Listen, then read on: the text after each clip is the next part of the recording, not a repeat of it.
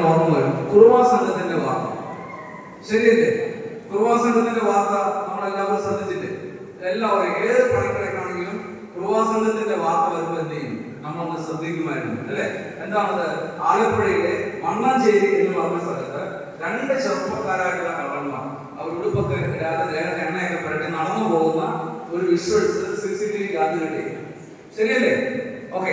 ആലപ്പുഴയിൽ തന്നെ ഒരു വീട്ടിൽ നിന്ന് മണ്ണഞ്ചേരിയിൽ തന്നെ ഒരു പവന്റെ മാല മോഷണം പോയി.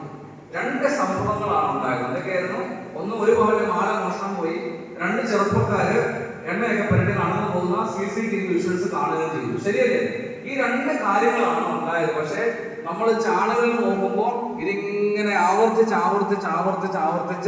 ഈ വാർത്ത തന്നെ ഇങ്ങനെ വന്നുകൊണ്ടിരിക്കുക. കാരണം അവർക്ക് കഴിഞ്ഞ 10 ദിവസമായിട്ട് പ്രത്യേകിച്ച് വേറെ വാർത്തയൊന്നും ജനങ്ങളെ ആകർഷിക്കാനുള്ള ഇല്ലായിരുന്നു.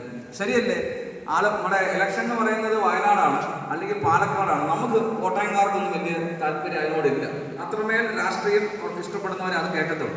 അപ്പൊ പ്രത്യേകിച്ച് ആളുകളെ ആകർഷിക്കാനുള്ള വാർത്തകളൊന്നും ഇല്ലാതിരുന്നത് കൊണ്ട് ഈ കുറുവാ സംഘത്തിന്റെ വാർത്ത ഒരു 10 ദിവസമായിട്ട് ഇങ്ങനെ കാണിച്ചുകൊണ്ടിരിക്കുക. നമ്മൾ കണ്ടു ഈ വാർത്ത വായിക്കുന്ന സുജയ പാർവതി റിപ്പോർട്ടർ ചാനലില് അവരൊക്കെ ടോർച്ചുമായിട്ട് എന്ത് ചെയ്താണ് രാത്രിയിൽ കള്ളനെ